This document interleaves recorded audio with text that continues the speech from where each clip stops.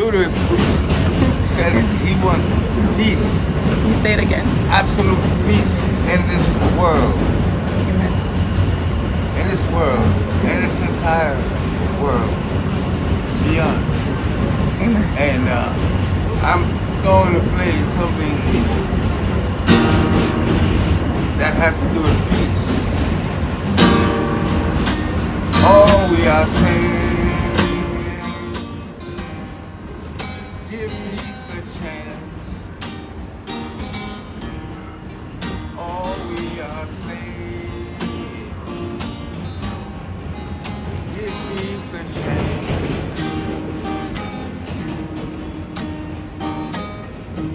I was walking down the road, minding my own business.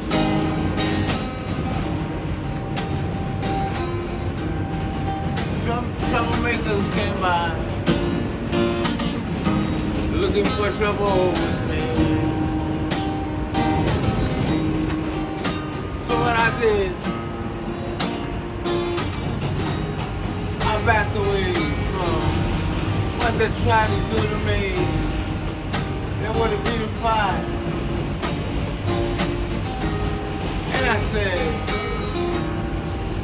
I'm about my own business. I said, baby, I'm just about my own business, so leave me alone.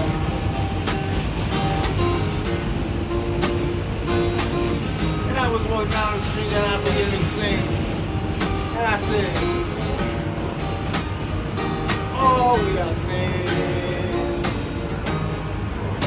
is give peace a chance. All we are saying is give peace a chance. All we are saying is give peace a chance. All we are saying is give peace a chance. All we are saying is give peace a chance. All we are saying is give peace a chance. All we are saying is give peace a chance. All we are saying is give peace a chance. My name is Alexandra, and all I ever wanted was peace. My name is Benjamin. All I ever wanted was peace. E tutto ciò che ho sempre voluto era la pace. My name is Aubrey, and all I ever wanted was peace. My name is Jeremiah. All I ever wanted was peace. And all I ever wanted was peace. And all I've ever wanted is peace. And all I ever wanted was peace. All I ever wanted was peace. All I ever wanted was peace. My name is Kristen, and all I ever wanted was peace. Black skin, brown skin, light skin, but white skin is the right skin was the message I felt as a 16-year-old girl simply trying to fit in. A school filled with 2,000 students, I spied for someone with my skin because I thought that was the only way I'd make it through to the end. When we hear end, we hope that business is finished like slavery ending in 1865. Little did I know that only time had passed by, as the judgment from closed minds would try to define how high I'd reach for the stars. It was expected that I would trap myself in the dark, left for dead to get eaten up by the sharks. But I was smart. There was no way that I could depart from my destiny.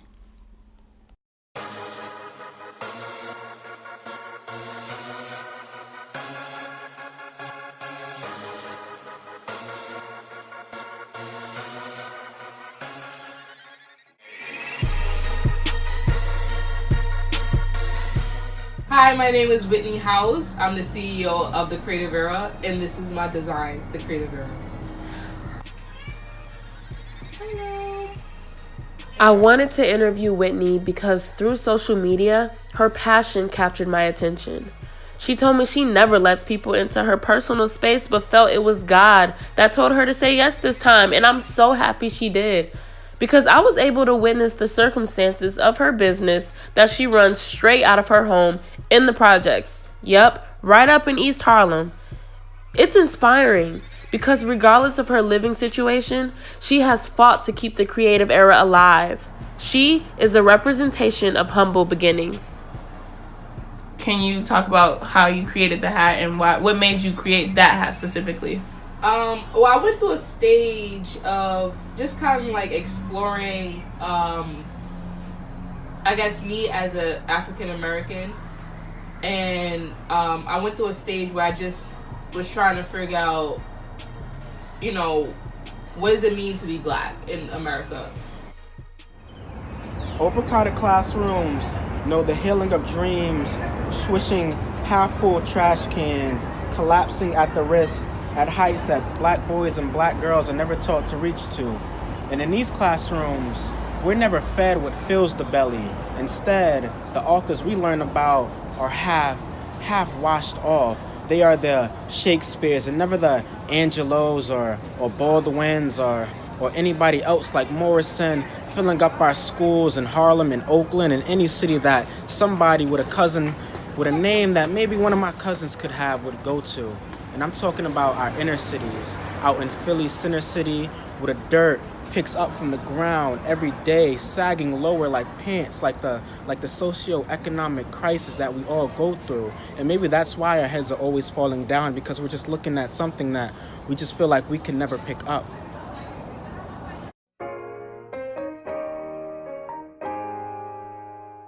Meet Jeremiah, all the way from St. Lucia. Some may think he looks intimidating, but on the inside, he's full of kid-like ideas. He majors in animation at the School for Visual Arts in New York City. He too has experienced humbling beginnings and real prejudice throughout life, but never let that affect him reaching his dreams or attaining his peace as a young black man living in America. So I asked him if being a minority ever made him second-guess pursuing his dreams. No, I've never seen it as something to hold me back. If anything, I see it as an opportunity to make good change. Because though there are a lot of African American animators out in the industry, they're not really well known for any big cartoons, right? Like, big stories that they told. There's a few notable names like, say, the creators of Boondocks and whatnot. That's like a big thing that a lot of people know about. But in terms of this school in particular, I see it as leverage, because that makes me more unique. They say black boys look blue in the moonlight, but my flush is red. I think I've been bleeding all the way from Ferguson and Philly and Oakland for all them bodies, the ones that paint the corners in a crimson, sort of like the ginger off the top of my head, and ain't that some type of uniqueness? Can you tell the future generation of kids and teenagers why it's important to never let any obstacles get in their way, and how you didn't let any obstacles get in your way? Anything is possible. Like, I can do it if I want it and if I work towards it. It's all about passion and work ethic, like, to the T. And don't let your circumstances around you determine what your future is supposed to look like or what it's going to be. Because no one can predict the future, okay? Work towards it. When you look in the mirror, do you see yourself? Or do you see nations? But you are a chosen race, a royal priesthood, a holy nation, a people for his own possession, that you may proclaim the excellencies of him who called you out of the darkness into his marvelous light. I wonder, what would happen if we as human beings stopped being human beings? What if we became supernatural beings? Beings who moved, walked, talked, and thought with a supernatural perspective.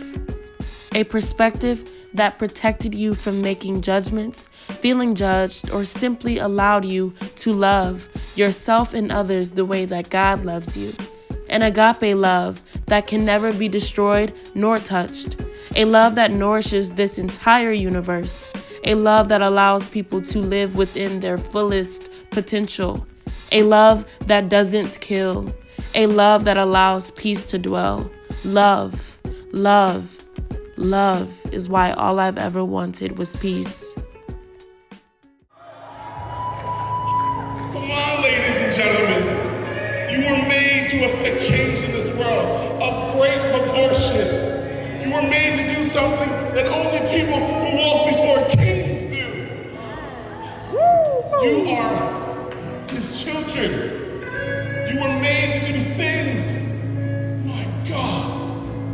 The Bible says that you were made to walk in the power of ages to come. You were called to walk in a supernatural realm, doing supernatural things. And